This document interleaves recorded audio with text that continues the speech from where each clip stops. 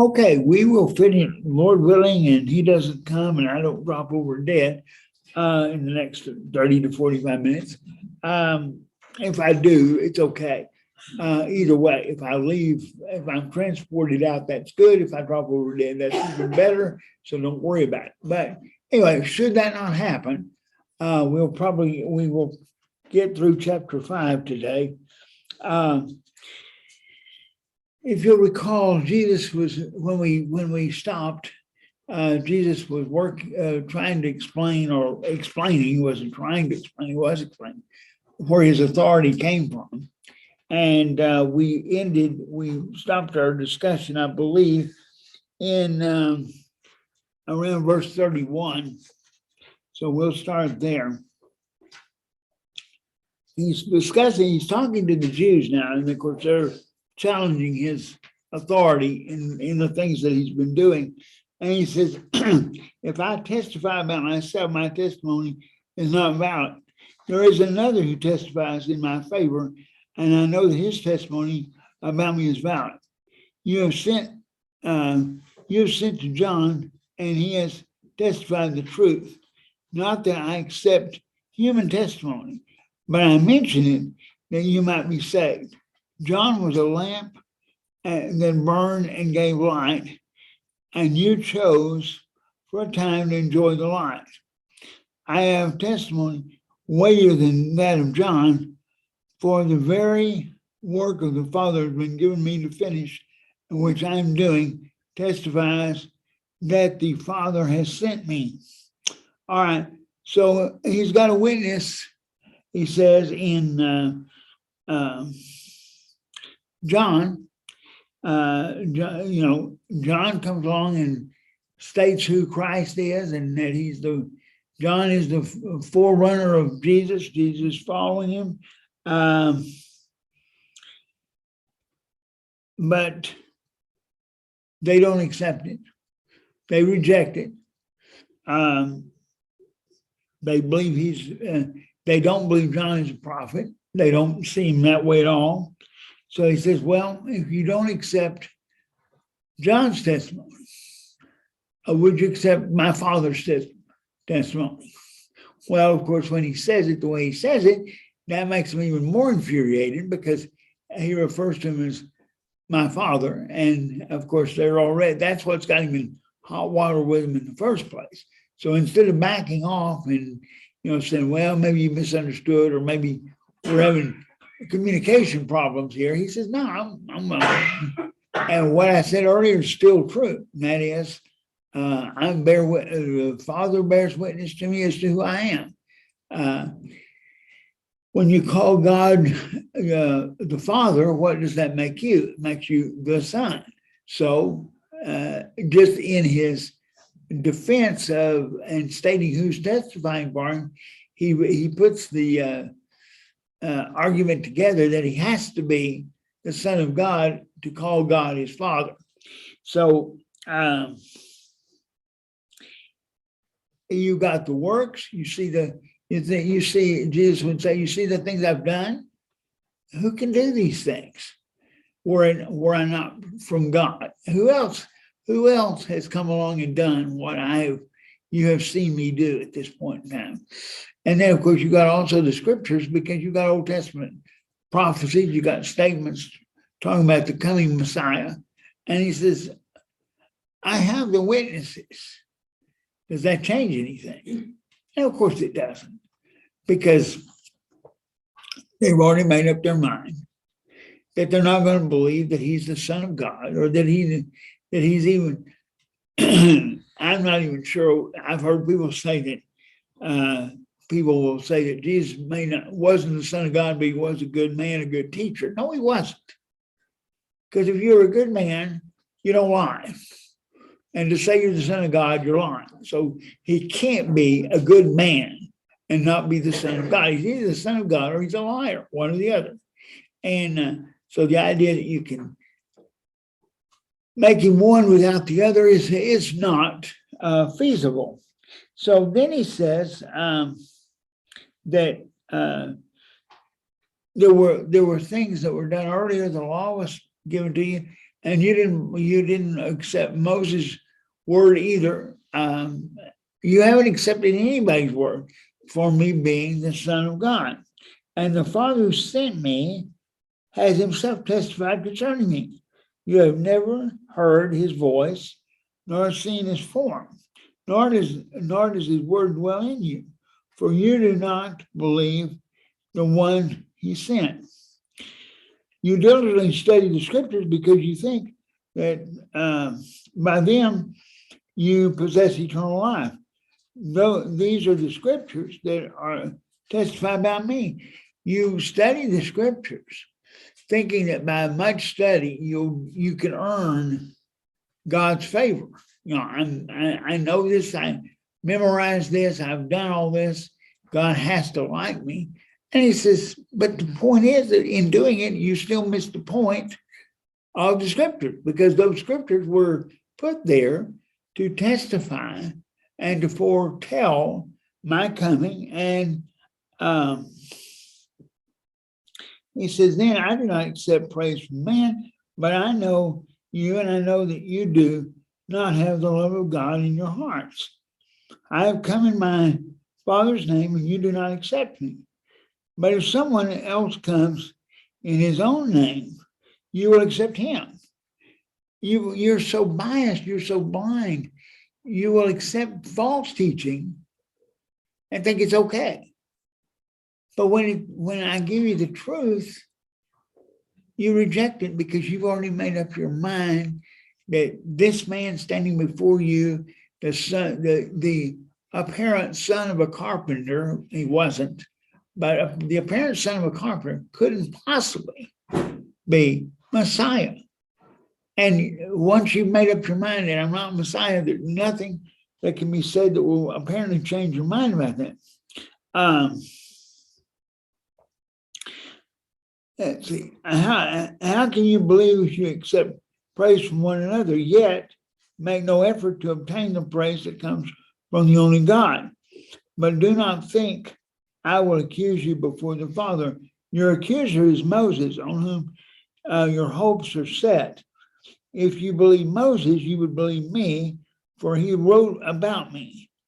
But since you do not believe what he wrote, how are you going to believe what I say? Moses is my, one of my best, Jesus would say, Moses is one of my best witnesses, and he's one of your most hallowed individuals in history. He talked about me, but you don't accept Moses. Now that's hitting them right between the eyes, because that'd be the last thing they would agree to. There'd be two people that they would always say they would believe. One would be Abraham, it would be Moses. And yet he says, you don't believe Moses. He basically has the following accusations against the Jews in that section of scripture. The first one is, the word is not abiding in him. Oh, now that's a harsh statement to make to people who read the law and keep the law and have the law printed on their doorpost and have the law in the phylacteries on their heads and all that. They would tell you, absolutely, we keep the law. We read the law. We know the law. We memorize the law. And he said, but you don't abide. You don't dwell in it. You don't stay in it. You read it, but you don't practice it. He also said the Jews were not willing to know. They were looking for a political leader, and Jesus didn't fit the mold, and so it didn't matter what he said, what he did, or what he didn't do. They were not going to believe he could possibly be Messiah. They have no love toward God. They had a desire to fulfill the law for God, but they didn't actually have an emotional attachment to God. He was strictly a being that had sent forth these commands that they were busily keeping. They didn't seek to honor God. how do you honor God? By accepting his son. And they have gotten to a point now where they weren't following the law. They weren't obeying the law to honor God. They were obeying law to be law-keeping people and had almost forgot where the law came from. And the spirit of the law didn't exist in the minds of a lot of the Pharisees by this time. They were strictly the word of the law, the letter of the law, and they were following the letter of the law. But the spirit had long since been gone, because they were still they were busily trying to figure out how to go through the law and find all the loopholes and all the how much could you do and how much couldn't you do and when could you do it and when couldn't you do it. And that's what started this whole thing in the first place, was where does it say you can carry the law restricts people from carrying their mat on the Sabbath. And here this guy who's just been healed is carrying his mat, and obviously he's messing up. He's breaking the law because you can't do that. And they completely missed what had happened to make him able to carry his mat, that he had been healed, and that was not of interest to them. They were too busily trying to figure out whether that mat was a certain size and could he actually carry it and would it be lawful, and they agreed that it wasn't. And so they were trying to enforce that on him. And then they reject Moses because they don't believe what he wrote. And of course, that all this would seem very harsh to them and incorrect, because in their minds, they had done all these things. They were doing all these things. They had gotten far enough into law keeping that they lost all contact with the spirit of the law in order to follow the law.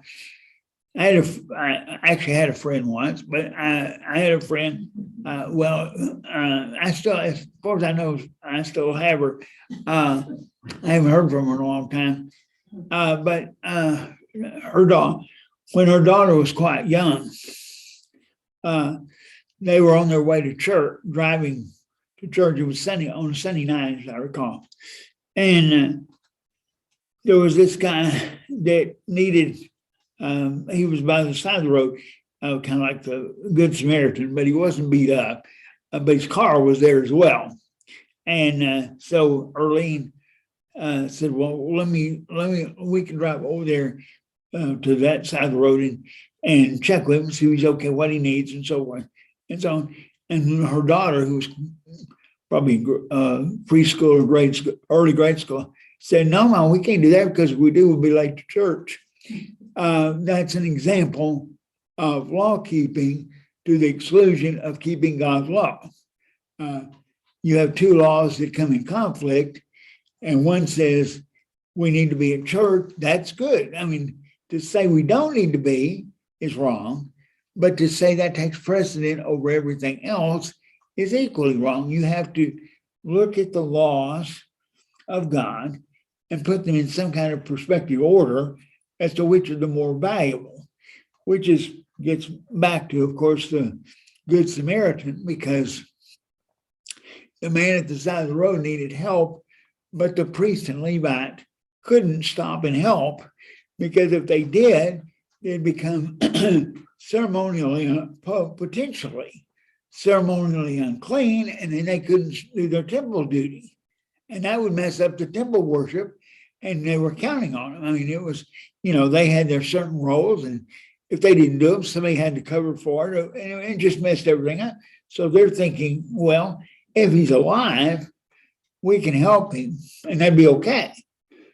But if we get over there and he's dead, and we find that out after we've gotten too close or touched him or he's come in contact with him, then we can't go to the temple and do anything. And if we can't do anything, then the whole system's going to be messed up, because we got our announcement that it was our turn to lead a prayer or wait on the table or whatever.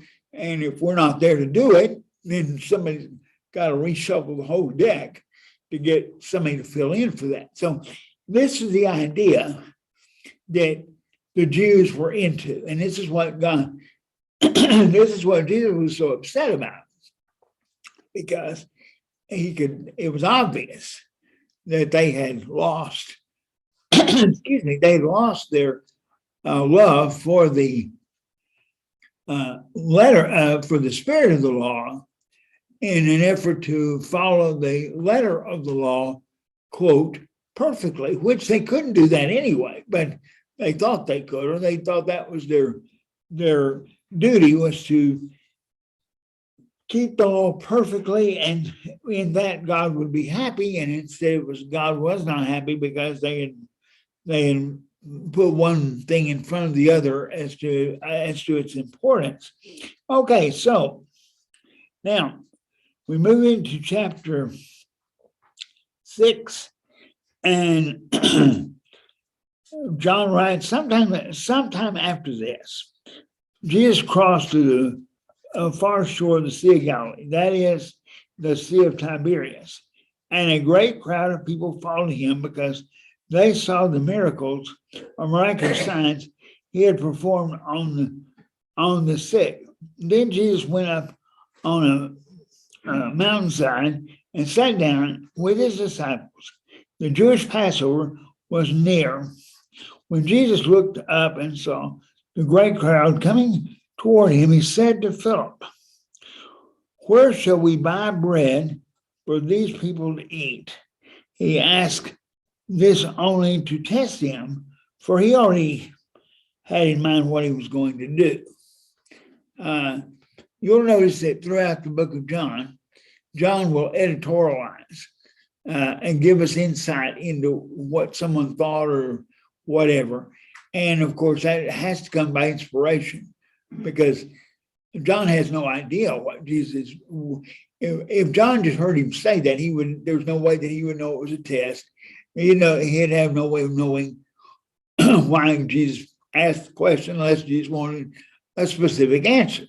But because through inspiration, we learn that this is a test to see what the disciples are going, how they're going to react to this problem.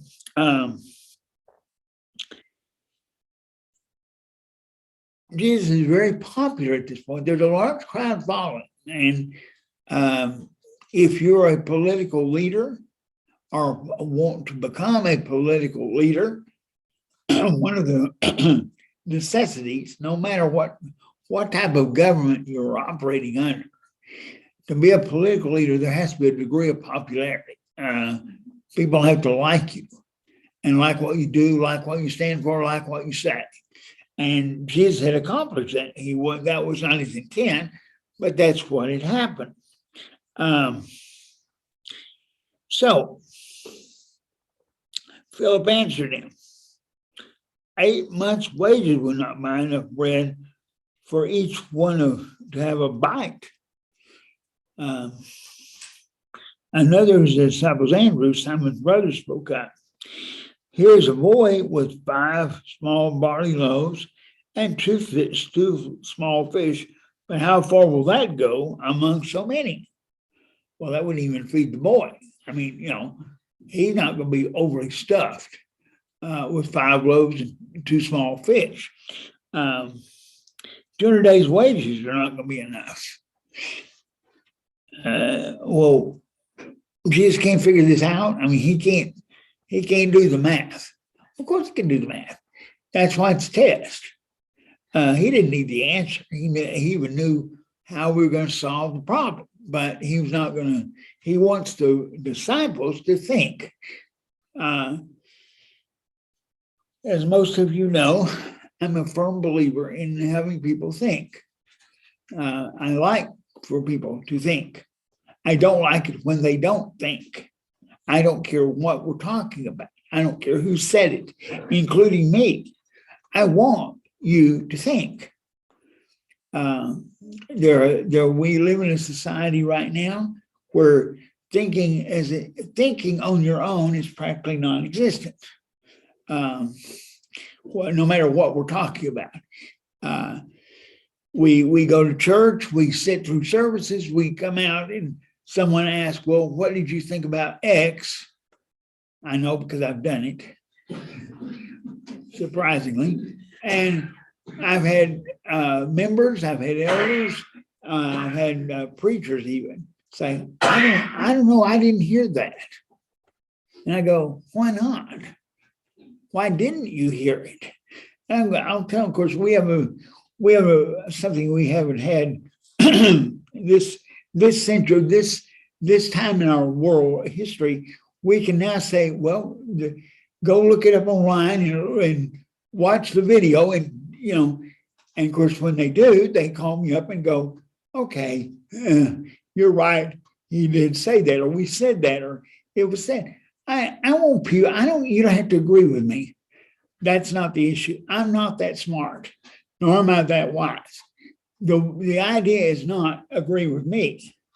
The idea is, did you hear and did you process the information?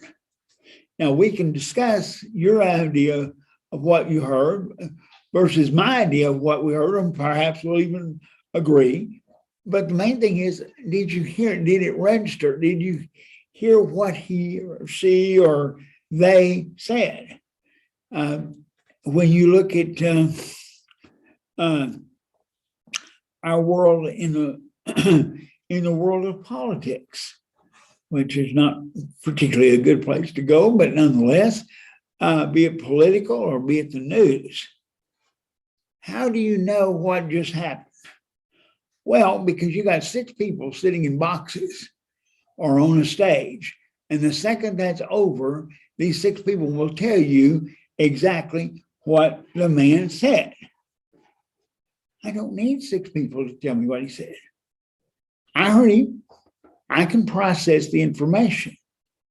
But we are now reliant on almost everything, on somebody coming along later and explaining to us what just happened. And many times, they haven't got a clue. They're guessing. They think this might have happened. He might have meant this. Of course, in the world of politics, if you watch any of the news channels, I don't care which one you watch, because they all do it the same way.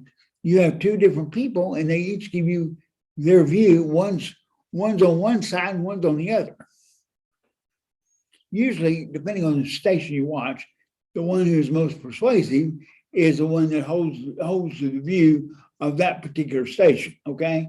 Because they're not stupid enough to hire people on the other side that are that good. So if you're watching a conservative station, the liberal is pretty silly. But if you change it over to the liberal station, the conservative looks silly. So it's a setup. But point is, why don't we think? Why don't we get to the point of being able to determine for ourselves what someone said and what they meant by it? Some assistance along the way might be helpful, but not to the degree that I have to have someone explain everything that happened, or I didn't hear it, or I didn't care. I missed it because my mind was somewhere else, and that's okay in politics. I don't care. That's okay in world history because I don't care.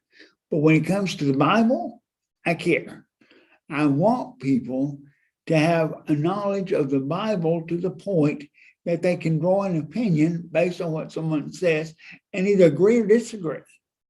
And it may be a lack of knowledge, it may be a lack of education, and you can learn more, and then you may agree with that position that individual had. Or you may learn more, you may disagree with that position even more, the more you know, okay? But the key is we need people to think. Jesus needed people to think. So he sets up a question for Philip. And Philip says, you gotta be kidding.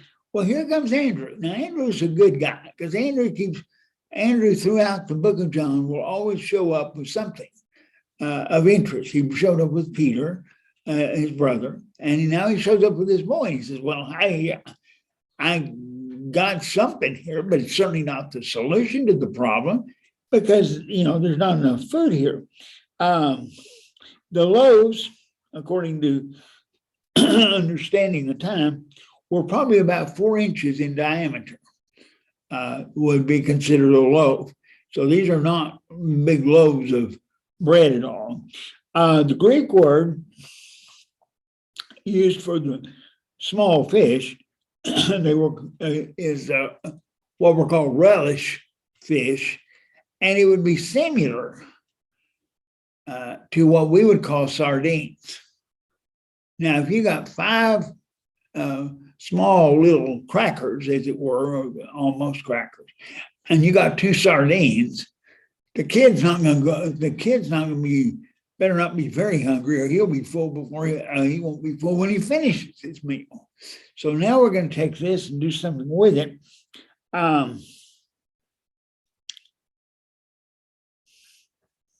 The boy, interestingly enough, would have had options. He didn't have to share. I mean, there's not enough there for him, or barely enough. And this man comes along and says, "Hey, let me give it to this man." No, it's mine. I'll sell it to you. I mean, I'll bargain with you. What can I get for it? There would be that possibility. There'll be a lot of things he could have done, but apparently he allowed Andrew to take it to Jesus. So then Jesus says, "Have the people sit down." There was plenty of grass in the place, and the men sat down, 5,000 of them, 5,000 men. It's assumed logically that you're probably dealing with a crowd possibly in the neighborhood of 7,000 or 8,000. Most of the men probably were married. We don't know that. I'm speculating. But if they were married, if every one of them was married, that's 10,000 people right there. Since the little boy has got the fish and chips, I would assume that there were other children in the crowd. I doubt that he was the only kid in the crowd. So you had some more kids in for all these different families, and you're dealing with the 5,000 becomes in the neighborhood of probably 20 to 25,000, depending on how many kids were added into the crowd. So this is a large crowd, 5 loaves, 2 fish. Jesus then took the loaves, gave thanks, and distributed to those who were seated as much as they wanted.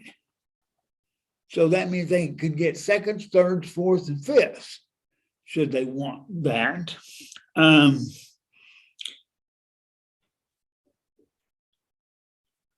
He did the same with the fish when they had all that. When they had all had enough to eat, he said to his disciples, "Gather the pieces that are left over, let nothing be wasted." And they gathered and filled up 12 baskets with the pieces of the 5 barley loaves left over by those who had eaten. This was a unbelievable experience. There would not be any question of it being a miracle. Okay, I mean, it's a lot like the water to wine, the gallons and gallons and gallons of water they had. You couldn't have just dumped a little grape juice in there and gotten away with it. Okay, you just took a vast number of people, and you were able to feed them from this small amount.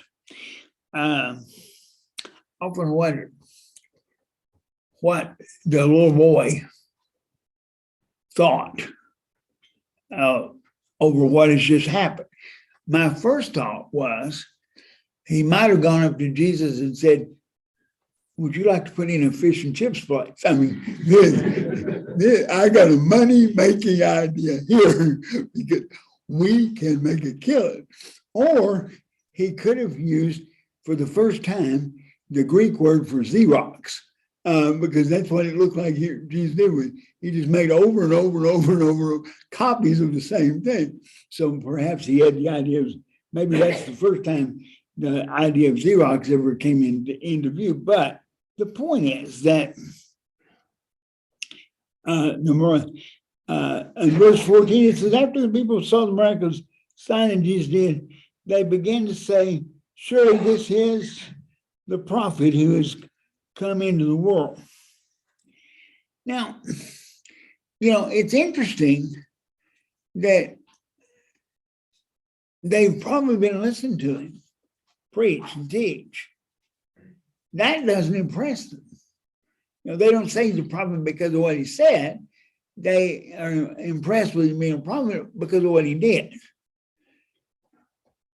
And Jesus, knowing what they intended, to come and make him king by force, withdrew again to the mountain by himself. All right. Why would this miracle create an increased desire to make Jesus king, to put him on the throne, let him reign over? Well, imagine if you have a king that food shortage is not a problem. Wouldn't that be a wonderful king to have? I mean, you never have to worry about food. Now, in the nation we live in, we generally don't worry about food, okay? Because we have an abundance of food.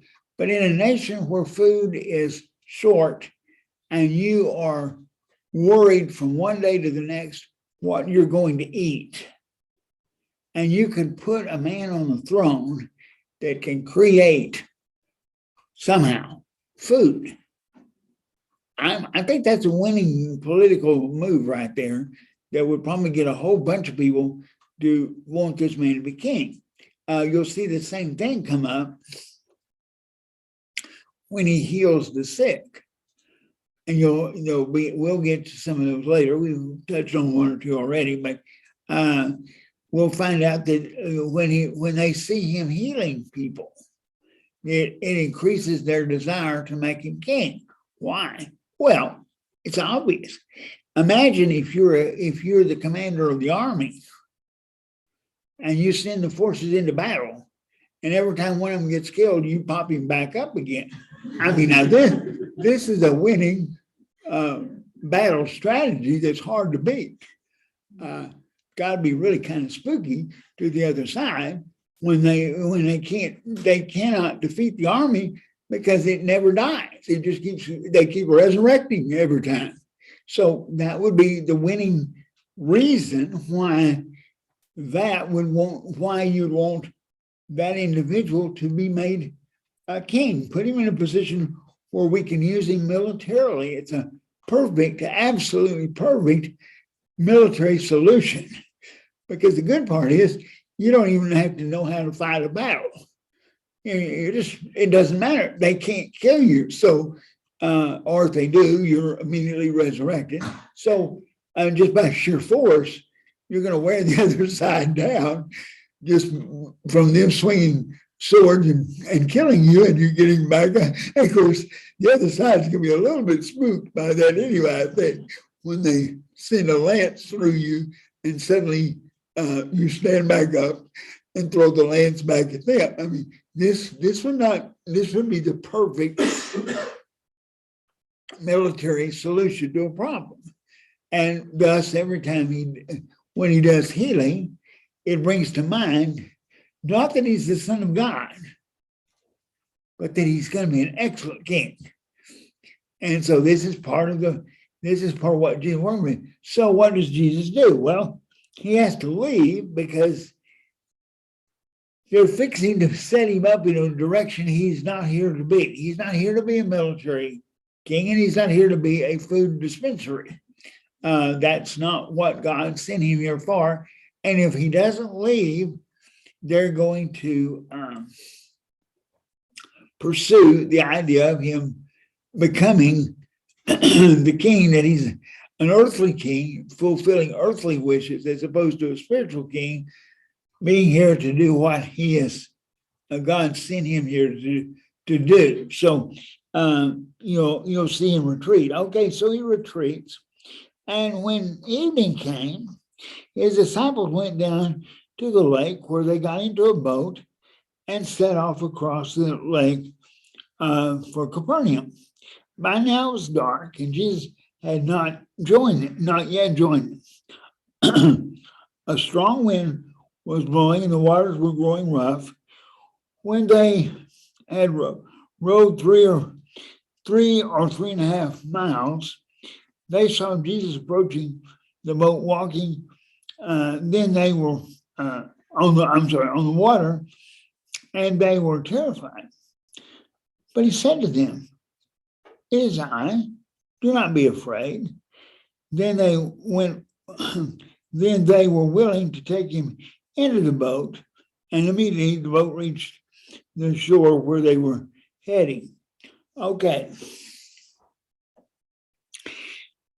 Imagine you're a disciple, and you're doing what you do. There were fishermen among the disciples, so they were the tax collector might be a little squeamish about this thing, but this was common. The storm itself is not unusual. Whether it was a miraculous storm or not, I have no idea. It's not. John doesn't claim that it is, so I won't claim it either. But by just natural circumstance, these type of storms happen on the Sea of Galilee on a regular basis. So they're there, and all of a sudden, the storm comes up, and they're rowing as hard as they can, but they're not making any progress. They're just rowing for the sake of rowing, and it grew rough. And when they had rowed 3 or 3.5 miles, so they'd gotten that far, and everything just stopped. They were rowing, but they weren't getting anywhere. And as they look up, here comes this figure coming toward them, walking on the water. And that would be disconcerting. Of course, I've always said that I can walk on water as well as I can walk on land, but that's immaterial. It's unusual to see someone walk on water. So that sends a cold chill down their spine, and they apparently somewhat panic, to which Jesus says, "Don't be afraid, it's me." And they recognize his voice, apparently, because they really couldn't see him that well at that point.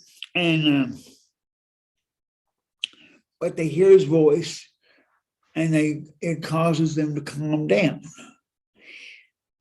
I don't know if you've ever had the experience, probably you have as parents or grandparents particularly, but when a child is lost or afraid or scared, and you say something and they immediately calm down, because why?